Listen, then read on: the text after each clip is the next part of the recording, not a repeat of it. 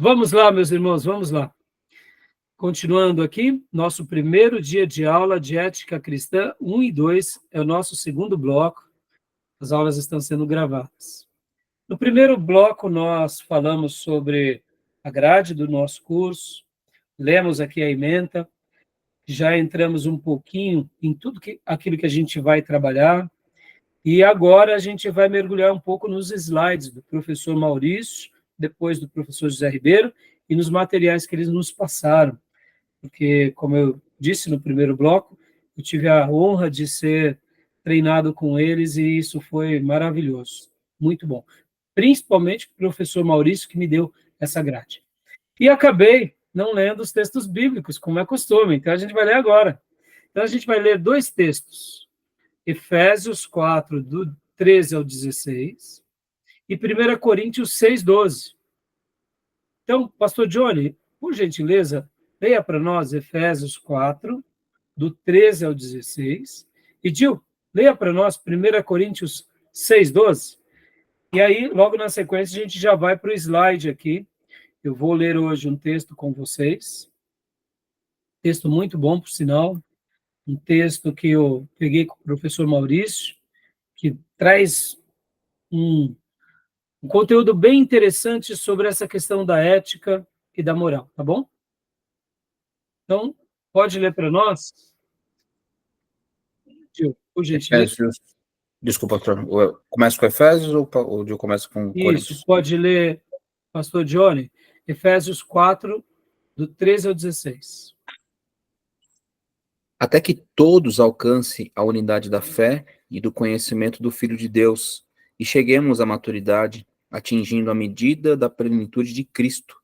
O propósito é que não sejamos mais como crianças, levados de um lado para outro pelas ondas, nem jogados para cá e para lá, por todo o vento de doutrina e pela astúcia e a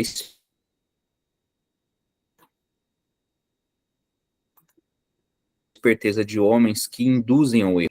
Antes, dele todo o corpo, ajustado e unido pelo auxílio de todas as juntas, cresce e edifica-se a si mesmo em amor, na medida em que cada parte realiza sua função. Joia. Esse texto mostra que Jesus é a grande referência, ele é o varão perfeito. E nós seguimos para chegar lá, à estatura do varão perfeito. Amém? Ou seja, podem ver, como eu mencionei, o comentarista Champlin, no versículo por versículo, que o cristianismo ele é um imperativo moral, e eu poderia acrescentar, e ético. Não tem como. Se Jesus foi o que foi, nós precisamos segui-lo em tudo, na espiritualidade e na prática. Logo, a gente se tornará cada dia mais moral e mais ético. E agora o segundo texto, 1 Coríntios 6,12, lê para nós, por gentileza. Leio sim. Todas as coisas me são lícitas, mas nem todas me convêm. Todas as coisas me são lícitas, mas eu não me deixarei dominar por nenhuma delas. Licitude e conveniência. Paulo aqui dando uma diretriz maravilhosa. Podemos tudo, mas será que isso nos convém como filhos de Deus? Quando nós trabalhamos sobre a questão da ética, a gente vai aprender bastante sobre essa questão que não tem como lidar com ética e moral sem liberdade. Nós só conseguimos dialogar a respeito da ética e da moral porque temos liberdade. Mas, ao mesmo tempo, podemos fazer da nossa liberdade o que é uma libertinagem. E o que é moral, tornar imoral. Percebam como esse campo ele é um campo difícil para nós. E aqui também eu quero até cravar uma estaca bem curiosa com vocês. Eu escrevi aqui assim: as escrituras solidificam e estruturam um povo, uma nação, na ética e na moral. Mas agora eu também faço uma pergunta para vocês. Pode existir, ou se já existiu, um povo que tinha práticas e condutas éticas e morais, mas eles, esse povo, não conheciam as Escrituras e nem o Deus eterno? O que vocês acham? Creio que sim. E aí, Gil? E aí, Júnior? Parece estranho, né? E difícil. Será que há alguém que, uma nação, um povo, que já tenha existido ou existe, mas não tenha tido um contato direto, imediato com as Escrituras, nem com Deus eterno, e mesmo assim é um povo que vislumbrou uma certa ética, uma certa moral? Acho que Eu sim. creio que sim também, né? Por conta que o Espírito do Senhor, ele e as coisas criadas proclamam que existe um Deus e de alguma forma há uma moral dentro do homem. Nós devemos lembrar que o ser humano busca o que é melhor para si. E líderes altruístas buscam o que é melhor para si e para os seus. Logo, mesmo que tateando num certo escuro, eles podem sim crescer em caminhos éticos e morais, pela experiência, pela vida, ou eles podem fazer o caminho oposto. Então, parabéns, é isso aí, eu também creio que sim. Por isso que eu falei que eu quero cravar uma estaca. Mesmo sabendo que Deus, na sua revelação, mostrará para nós, olha, esse é o caminho que eu quero que vocês trilhem. Na criação de Deus, Deus, por ter nos gerado todos os seres humanos com a sua imagem e a sua semelhança, deu condições a esse ser humano para que eles também trilhassem caminhos melhores. Podem ver, irmãos, que na história das civilizações, nem todos os povos foram como Sodoma e Gomorra. Porque uma nação que começa a se enveredar por práticas de Sodoma e Gomorra, ela se autodestrói.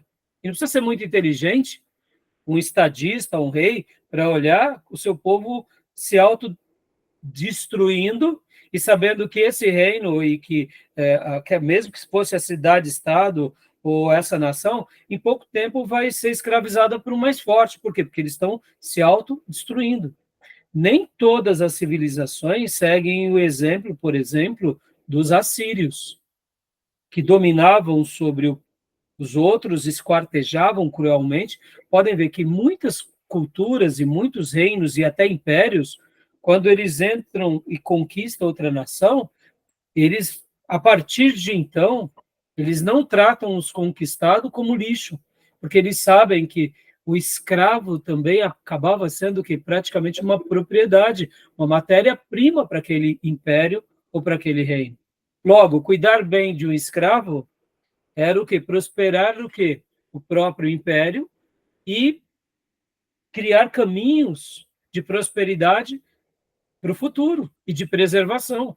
Hoje, nós que vivemos em metrópoles, a gente esquece que a gente é fruto de algo, é fruto de uma construção, fruto de pessoas que olharam para frente. A gente fica correndo atrás apenas das nossas coisas, sobreviver muitas vezes, mas na realidade a gente tem que lembrar que a gente está construindo um mundo para que a gente se mantenha nesse mundo, para os nossos, para a gente ter uma posteridade, mas olhando para frente, para que a gente tenha um país cada dia melhor. Essa ideia macro, ela é importante a gente associar. Então, sim, era possível que pessoas vislumbrassem uma vida de ética e de moral, mesmo sem as escrituras. Mas com as escrituras se tornou muito mais fácil, porque o próprio Deus deu diretrizes bem claras e específicas. E as escrituras, elas solidificam isso, né? E por que elas fazem questão de mostrar isso?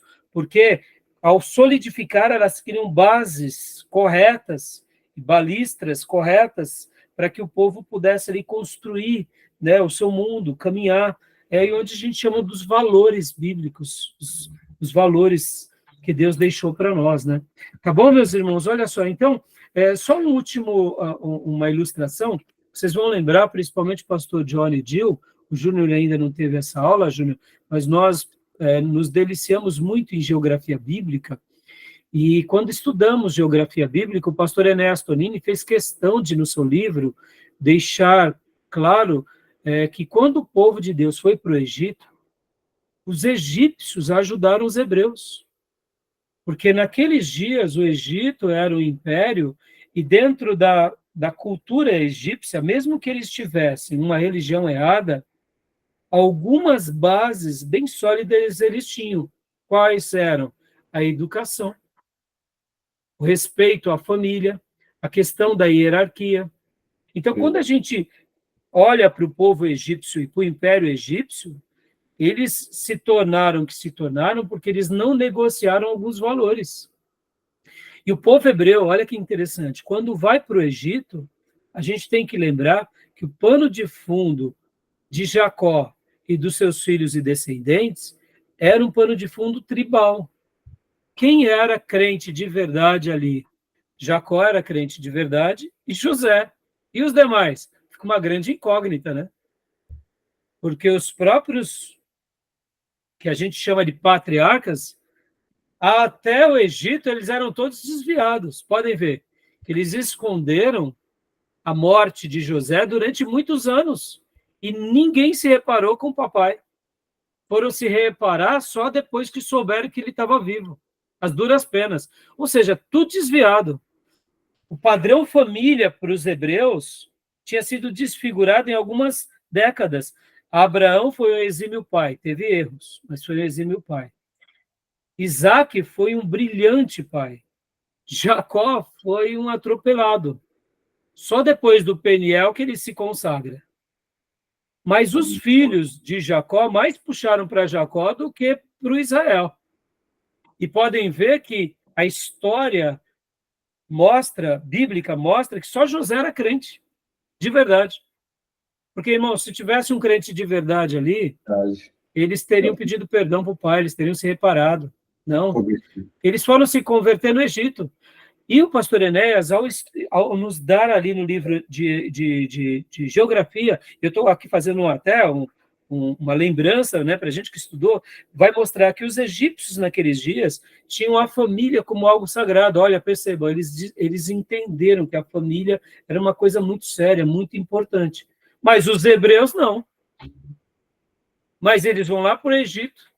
E por que José desponta no Egito? Porque os valores de Deus em José eram muito melhores do que os próprios valores dos egípcios.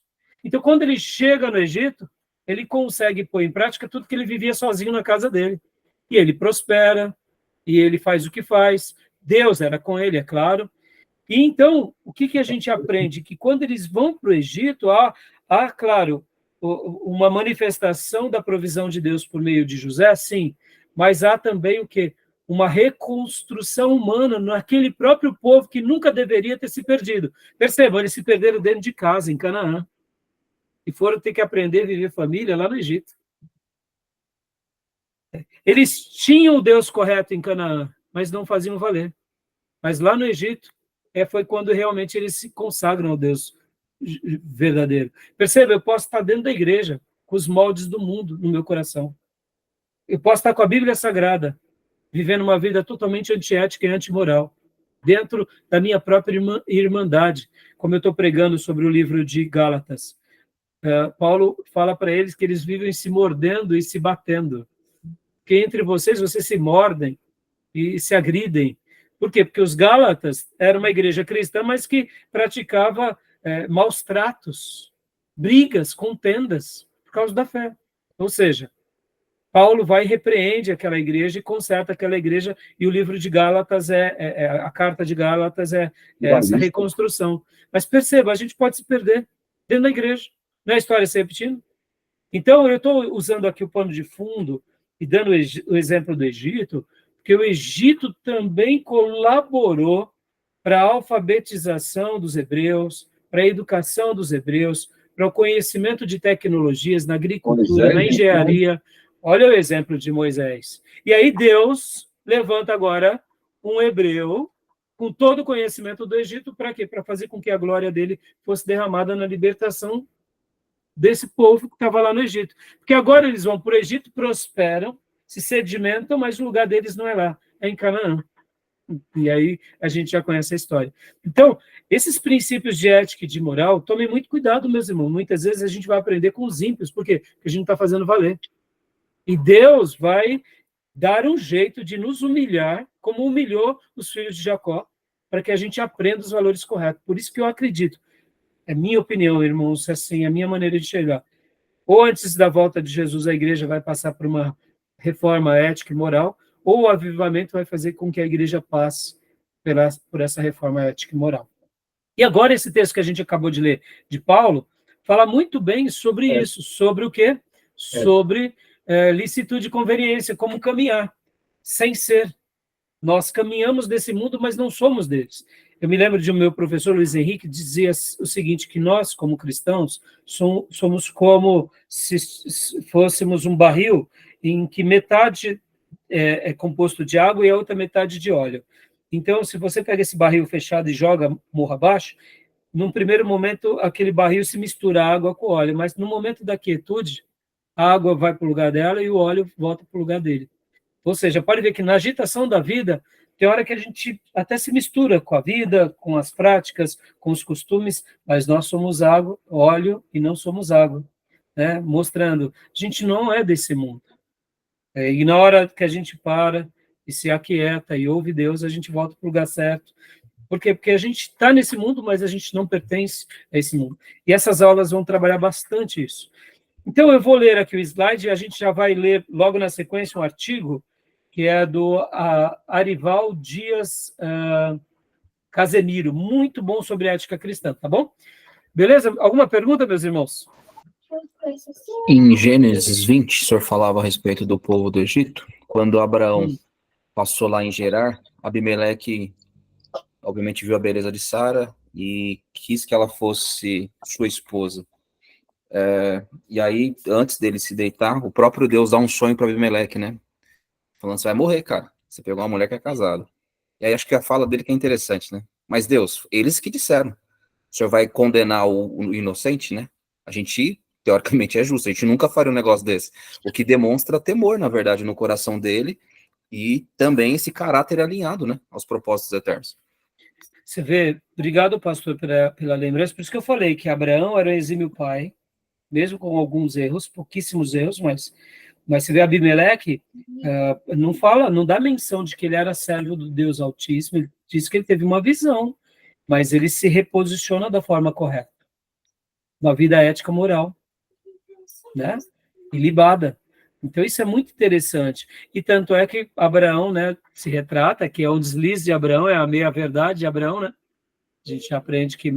Irmãos, é claro, a gente vai... essa aula vai ser muito, muito boa para um filho de Deus piedoso. Porque... E aí, pode meia-verdade? Não pode. Até onde pode? De que forma? A gente vai trabalhar nesses dilemas, né? Ali, Abraão não precisava de ter feito isso, mas ele errou. A gente vê que ele errou. Ele disse uma meia-verdade, né? Mas obrigado, pastor, pela citação, né? Você vê, uma cultura egípcia, uma cultura secular. Eles não eram que nem os sodomitas, né? Pode ver que os sodomitas não querem nem saber, querem deitar-se com anjos, né? É cruel, mas no caso o Abimeleque aqui demonstra um certo valor ético e moral, né? Tá bom? Vamos lá. Então, querem comentar mais alguma coisa, meus irmãos? O Código Hammurabi dos Babilônios também representa também uma questão de povos que não tinham a palavra, não tinham o Senhor. Mas tinham ética e moral, né, Júnior? Exatamente. Por isso que eu fiz a pergunta para vocês, irmãos, e por isso que eu fiz questão de ser, assim, até mesmo, como eu disse, de colocar uma estaca, porque nós temos, sim, que nos alegrar muito pela revelação de Deus e por Deus. E somos um povo muito privilegiado, porque não aprendemos apenas pela experiência, aprendemos pelo cuidado de Deus. Isso é um privilégio.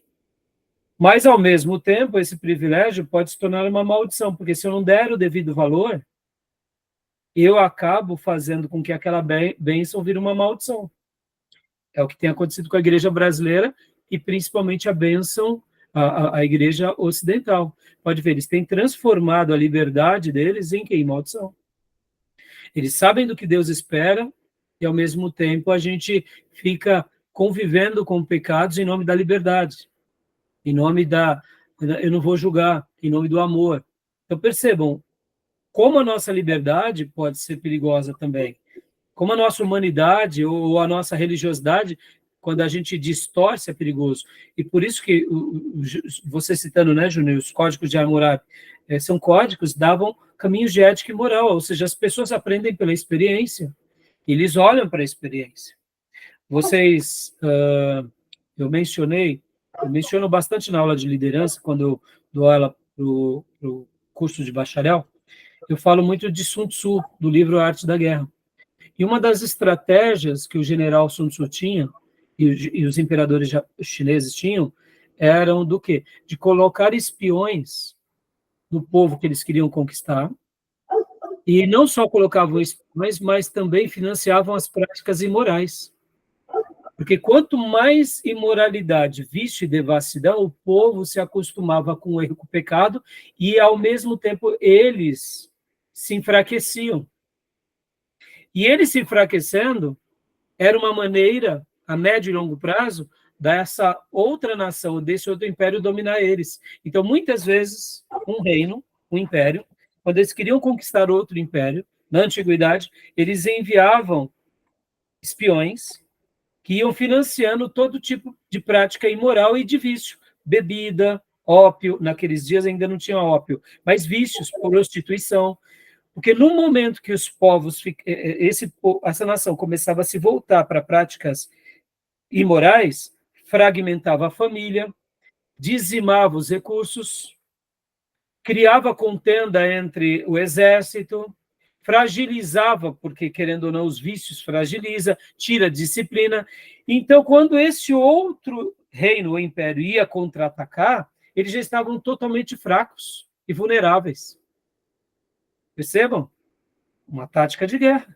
Eu pergunto, será que as práticas do Ocidente já não são mais do que prova de que nós temos visto o Ocidente prostrado? Será que a gente precisaria somente de uma retomada religiosa? Será que as pessoas não se enxergam? Infelizmente, por causa do pecado, não. Né? Mas percebam, a igreja ocidental, enquanto ela não tiver essa voz realmente de resgatar o povo de Deus e o nosso próprio povo para as práticas de Deus, eles estarão prostrados a uma derrota. Derrota pessoal, derrota familiar e, quem sabe, derrota como nação mesmo. E agora tudo isso no Ocidente é feito em nome da liberdade, que virou libertinagem, né? Interessante, né? Então, por isso que a gente vai debater muito, viu, irmãos? Essa aula aqui vai ser muito rica nesses temas, por esses termos, tá bom? Então, alguma pergunta, alguma fala, meus irmãos? Alguma dúvida? Tranquilo?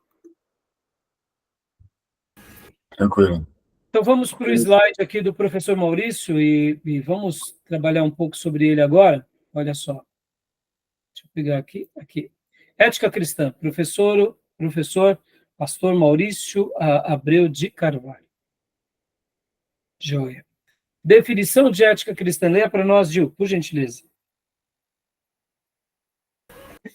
Leio sim. A palavra ética vem do grego ethos e se refere aos costumes ou práticas que são aprovados por uma cultura. A ética é a ciência moral ou dos valores e tem a ver com as normas sob as quais o indivíduo e a sociedade vivem. Essas normas podem variar grandemente de uma cultura para outra e dependem da fonte de autoridade que lhe serve de fundamento. Joia. Nós estaremos vendo, irmãos, inclusive hoje eu mandei para vocês 2 vídeos só para aquecer as aulas de hoje, do Sérgio Cortella. Muitos de nós ouvimos eles nas redes sociais, ele tem frases, tem pensamentos, aulas brilhantes, e hoje, inclusive, ele explicou, naqueles vídeos que eu mandei para vocês, sobre a diferença de ética e de moral. Mas, de uma forma geral, vocês verão aqui nessa aula que tanto a moral quanto a ética, elas caminham de mão dadas, praticamente, para facilitar aqui essa explicação. Nós separamos elas por conceitos diferenciados, porque, de fato, no nosso pensamento, a gente entende que a ética tem a ver com a escolha e a moral tem a ver com a prática.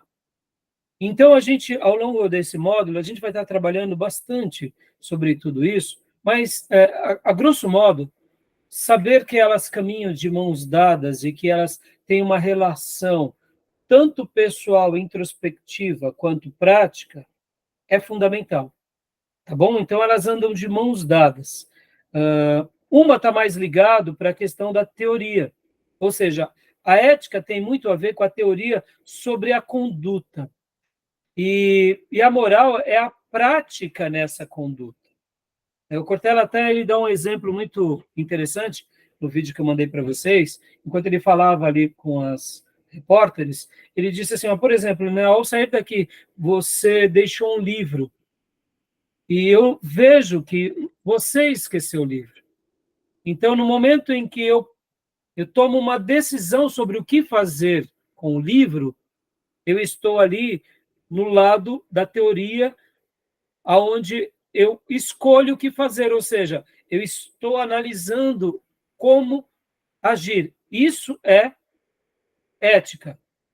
Devolver ou não o livro, isso é moral.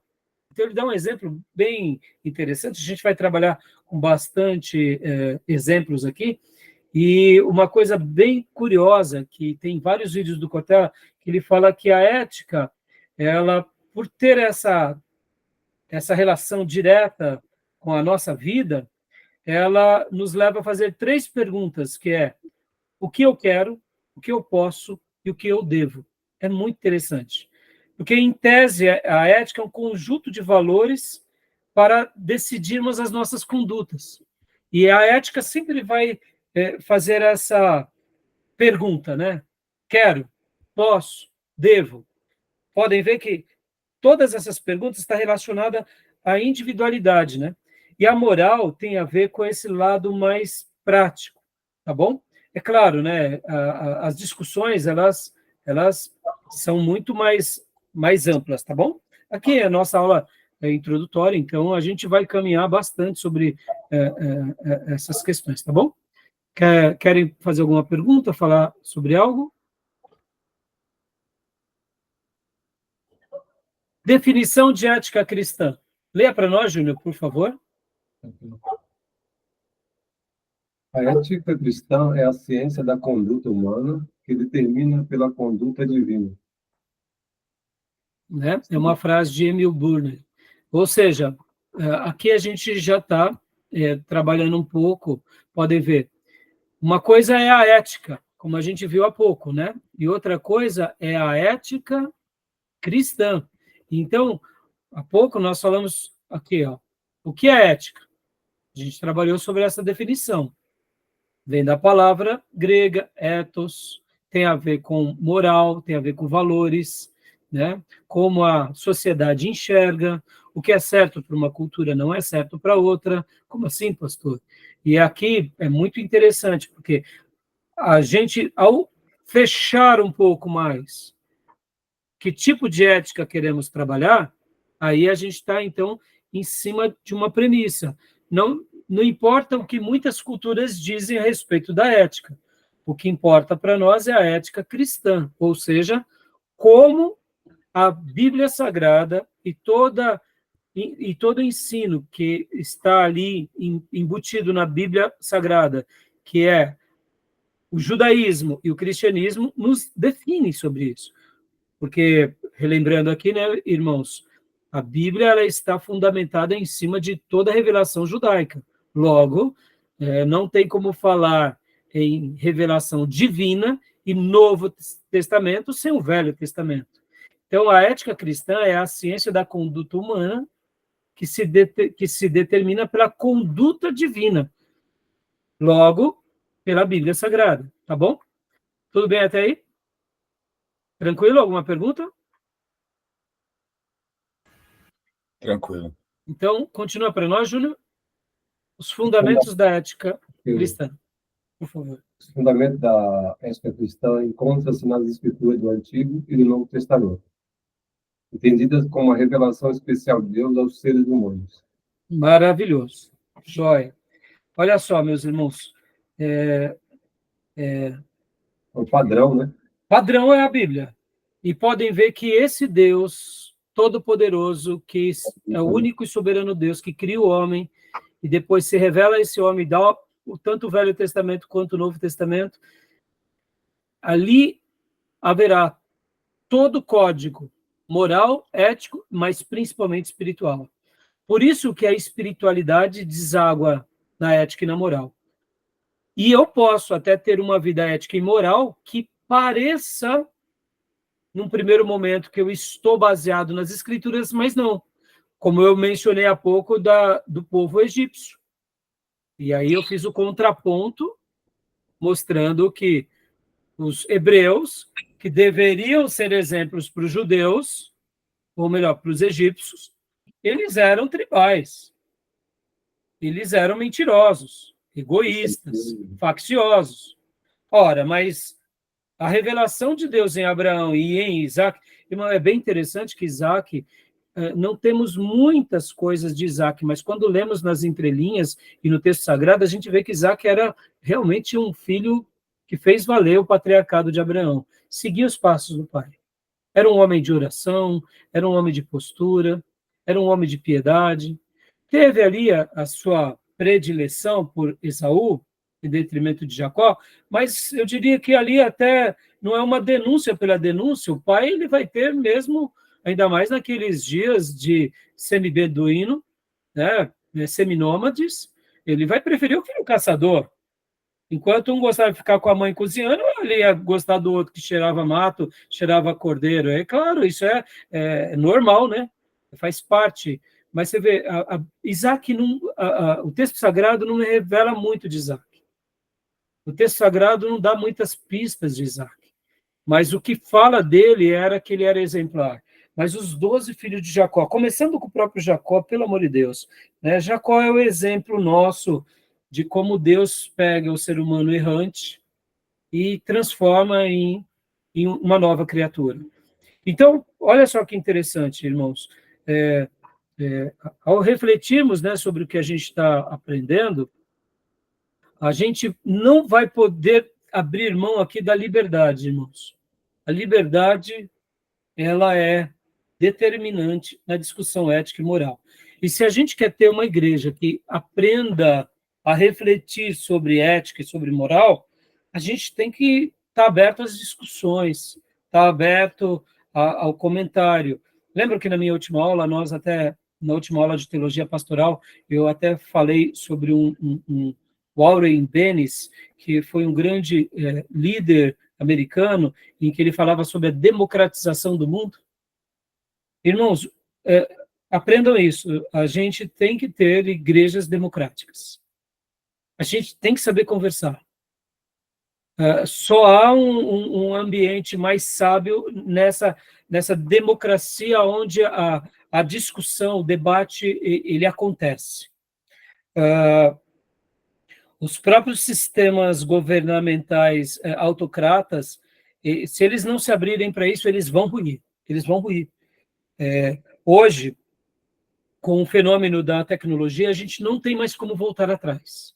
Ou a gente aprende, ou a gente sucumbe. Agora, é claro, eu não estou falando para a gente ser frouxo com os nossos valores. A nossa igreja pode ser democrática, mas pode ser muito convincente no que se acredita. Por isso que a gente tem que firmar algumas estacas. Uma delas que eu firmo na nossa igreja é que nós cremos na palavra de Deus e não abrimos mão disso. Se a pessoa diz para mim, pastor, eu vou fazer uma releitura da Bíblia, para mim a Bíblia precisa ser reinterpretada, eu falei, então, está abençoado, o filho pode procurar outra igreja, porque não vai caminhar mais comigo. Eu vou respeitar ele. Não tem mais sentido, né, de estar conosco querendo reinterpretar a Bíblia. Não estou fazendo aqui, falando sobre fazer uma leitura, até nesse domingo, eu até não expliquei muito bem isso na nossa igreja.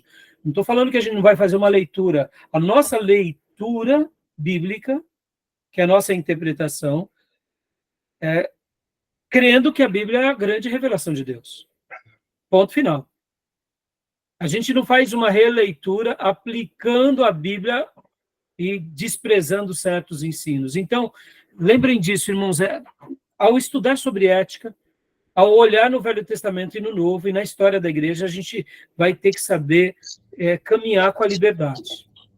E a gente vai ter que contra-argumentar de forma inteligente, porque senão a gente não vai entender direito o que é ética. A gente vai ter uma pseudo-ética tribal, uma pseudo-moral tribal. Tá bom? Então, agora, para clarear um pouco tudo E a isso, já ética, a gente volta para os slides aqui do professor Maurício. a Eu ética, vou... Pode falar. a ética é um guarda-chuva que está dentro o direito e a moral. A ética é muito mais ampla. É muito O mais amplo. direito e a moral são espécies que estão dentro da ética. Obrigado, Júnior. Você vê que a sua definição aqui foi brilhante. Ele é o guarda-chuva, né? É o guarda-chuva. Desculpa, eu não A ouvi, moral está eu não lá ouvi. dentro. Exatamente. É mais ou menos como, fazendo uma comparação aqui, meus irmãos, é aquilo que Paulo fala de Abraão, que Abraão foi justificado pela fé. E por isso ele pratica. A moral acaba estando dentro do guarda-chuva, né?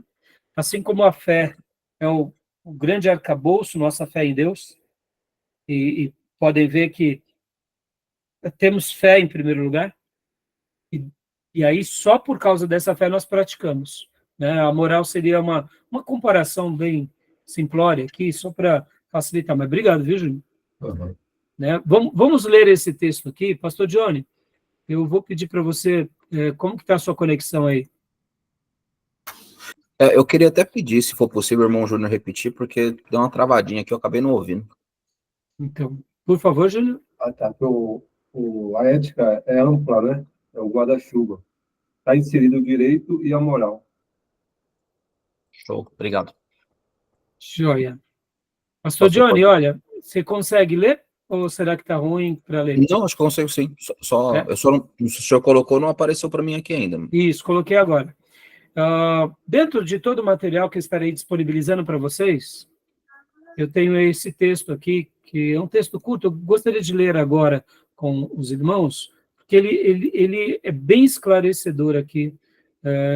Eu sei que a gente vai estar vendo tudo isso nos nossos slides e outros materiais, e até no livro-texto, mas esse texto de ética cristã do Arival Dias Casimiro, ele foi muito rico e muito feliz com essas palavras, e eu gostaria de ler com vocês, tá bom?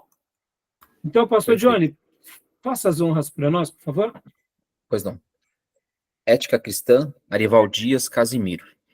A palavra ética vem do grego ethos, que significa práticas ou costumes que são aprovados por uma cultura. A ética é a ciência que trata da moral e dos costumes humanos. Aurélio define ética como o estudo dos juízos de apreciação que se referem à conduta humana suscetível de qualificação do ponto de vista do bem ou do mal, seja relativamente a determinada sociedade, seja de modo absoluto. Quando o assunto é conduta ou comportamento humano, precisamos de normas ou princípios que orientem o nosso comportamento. Naqueles dias não havia rei em Israel. Cada um fazia o que achava mais certo. Juízes 21, 25. Esta era a triste situação de Israel na época dos juízes. Naqueles dias não havia rei em Israel. Por não haver rei em Israel, não existia autoridade e leis que orientassem a conduta do povo. A consequência disso foi a anarquia. Cada um fazia o que achava mais certo. Pode continuar, por favor. Pois não. Esse versículo nos oferece duas verdades importantes. Primeira, todos nós precisamos tomar decisões. E segunda, todas as nossas decisões são orientadas pela nossa noção daquilo que é certo ou errado. Certo ou errado? O nosso referencial ético é a Bíblia. Ela é o nosso manual de fé e de comportamento. Toda pessoa toma suas decisões a partir daquilo que ele pensa sobre o que é certo ou errado. A ética cristã trata dos princípios que regulam o comportamento do cristão. A ética cristã é o conjunto de princípios espirituais extraídos exclusivamente da Bíblia para nortear a conduta do cristão nos seus relacionamentos com Deus e com as pessoas. E. Brunner diz, abre aspas, ética cristã é o comportamento humano determinado pelo comportamento divino, fecha aspas. A ética cristã é o conjunto de valores moral, total e unicamente baseado nas escrituras. A ética cristã baseia-se em alguns pressupostos teológicos. A existência de Deus, A existência de Deus é a base da fé e da conduta cristã. Dostoiévski, poeta russo, afirmou que se Deus não existe, tudo é permitido. Deus, porém, existe, logo nem tudo é permitido. A vida possui um sentido ético e moral. Tudo o que o homem semear, ele também colherá. Os atos humanos são e serão julgados por Deus. Assim, pois, cada um de nós dará contas de si mesmo a Deus. Romanos 14:12. Cuidado com o que você anda dizendo e fazendo. Deus não é de confusão, e sim de paz. Ele exige que tudo seja feito com decência e ordem. 1 Coríntios 14:33 e o verso 40. Ele estabelece limites. A depravação do homem. A depravação humana requer a existência de normas de conduta. O homem é inclinado a praticar o mal. Jesus Cristo nos ensina, em Marcos 7, sobre a origem da maldade humana. Não compreendeis que tudo o que de fora entra no homem não o pode contaminar, porque não lhe entra no coração, mas no ventre, e sai para lugar escuso? E assim considerou ele puros todos os alimentos. E dizia: o que sai do homem, isto é o que contamina, porque de dentro do coração dos homens é que procedem os maus desígnios, a prostituição, os furtos, os homicídios, os adultérios, a avareza, as malícias, o dolo, a lascívia, a inveja, a blasfêmia, a soberba, a loucura. Ora, todos esses males vêm de dentro e contaminam o homem. Verso 18 ao 23. Primeiro, a corrupção humana é universal. No texto, Jesus não descreve um determinado grupo social, mas ele fala do homem como uma espécie universal. A corrupção está presente onde houver um ser humano, Romanos 5:12. Segundo, a corrupção tem a sua origem no coração humano. Jesus é categórico, porque de dentro do coração dos homens é que procedem os maus desígnios.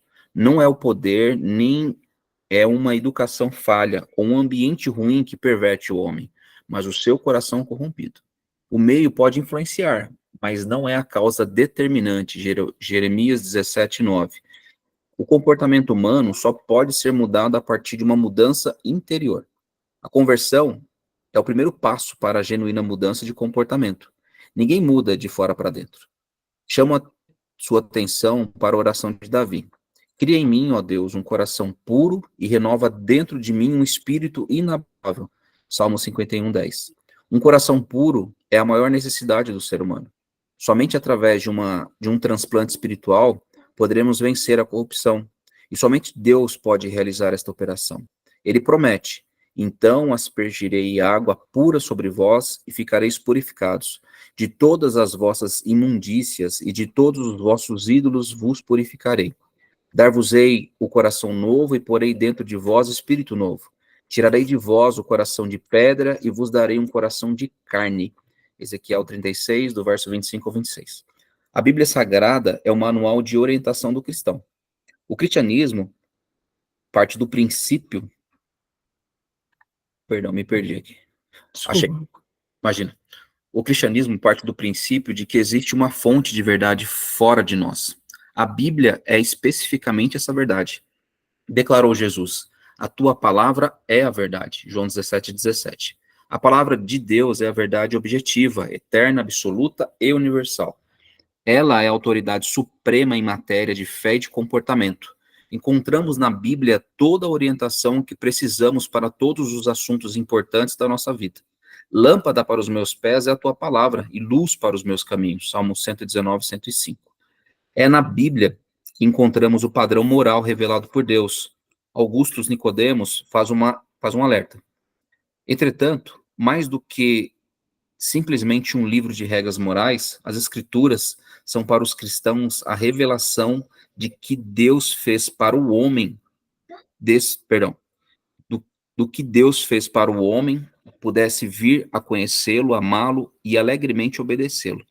A mensagem das Escrituras é fundamentalmente de reconciliação com Deus mediante Jesus Cristo. A ética cristã fundamenta-se na obra realizada de Cristo e é uma expressão de gratidão, muito mais do que um esforço para merecer as benesses divinas. Concluindo, chamo a sua atenção para uma verdade que anda esquecida. Os valores do reino de Deus são opostos aos valores do mundo sem Deus. Existe e sempre existirá uma incompatibilidade irreconciliável entre a igreja e o mundo. O cristão é diferente e o seu poder de influência reside neste fato. Vós sois o sal da terra. Ora, se o sal vier a ser insípido, como lhe restaurará o sabor? Para nada mais presta, senão para, lançado fora, ser pisado pelos homens. Mateus 5,13. Seja diferente e faça a diferença. Que texto é esse, meus irmãos? O que vocês acharam desse texto?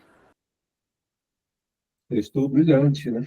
Eu gostei. Brilhante, brilhante. Eu só tenho que agradecer ao nosso irmão Arival Dias Casimiro por duas páginas tão preciosas, fundamentadas, tão claras, lúcidas, que explicam muito bem o que é ética cristã, à luz do que acreditamos e os confrontos que teremos, né?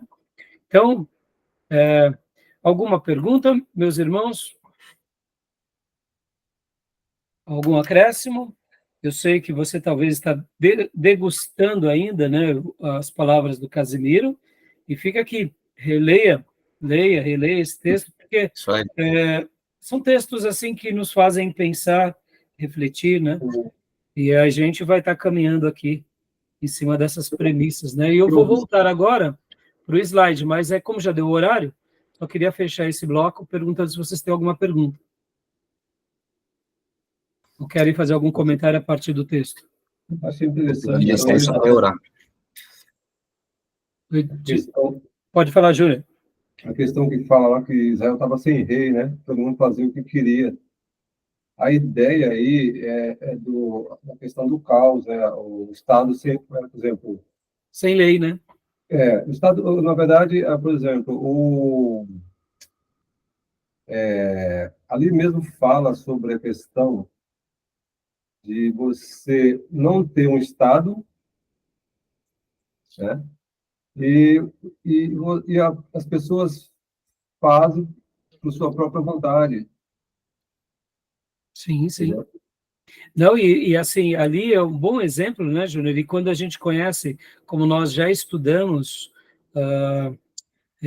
introdução no Antigo Testamento, e ao conhecer a revelação bíblica e ao conhecer os detalhes que estão ali em Juízes, nós sabemos que é no mínimo de 300 anos de história aquele livro. Ele retrata, possivelmente Samuel escreveu, cremos que sim, e quando ele está registrando esses últimos 300 anos, ele mostra os altos e baixos e as tragédias, porque cada um fazia aquilo que estava no seu coração. Logo, é muito relativo. Era o povo de Deus? Era o povo de Deus. Era o povo que tinha conquistado a terra? Era o povo que conquistou a terra. Mas no momento em que a gente faz apenas o que pensa estar certo, e não temos uma clareza maior e um caminho para nos nortear, o que é certo para mim não é certo para você. Era o próprio povo de Deus se tornando escravo dos inimigos. Então, bem citado e bem lembrado, né? E ali é um retrato típico do que é um povo que não tem lei, ou um povo que aparentemente tem lei, mas não valoriza de fato a lei, né? A ideia que eu pude perceber aí, que eu acabei não lembrando, eu lembrei agora. A ideia que eu quis lembrar dessa passagem aí é a questão da anarquia. O que é anarquia? Anarquia é um sistema de um povo que não tem Estado e não tem governo. Ou seja... Ou mesmo quando tenha, não valoriza, né, Júnior? Exato, porque a premissa é o seguinte: Deus tem ética, que está dentro de nós, que é a consciência do certo e errado, e a questão também que a questão metafísica, porque é espiritual. Deus ele trata o homem por dentro, ele salva e ele faz nascer de novo na conversão por dentro, para viver as verdades que a Bíblia mostra, né? Sim, sim. A conduta. Isso aí. Maravilha. Não, mas é isso aí, Júnior. A anarquia, você vê que interessante. Você pode não ter a lei, mas quando você tem a lei e não exerce a lei, ou não valoriza a lei, e onde há um sistema de governo que não aplica ou faz vista grossa, é um sistema de anarquia. Daqui não tem governo, não tem Estado. É, isso aí. E agora, pastor Johnny, você tinha dito alguma coisa também? Não, só pedir licença para orar depois desse texto. Sim, sim. Vamos orar e pedir socorro do alto, né? Amém. Amém. Então, podemos fechar esse bloco para a gente voltar para o nosso slide? Beleza. Podemos. Fechado. Então, Ok. vou paralisar, parar aqui, paralisar não, parar a gravação. Paralisar não. Né? Senão a gente não vai ter o terceiro bloco. Vou parar a gravação e já voltamos.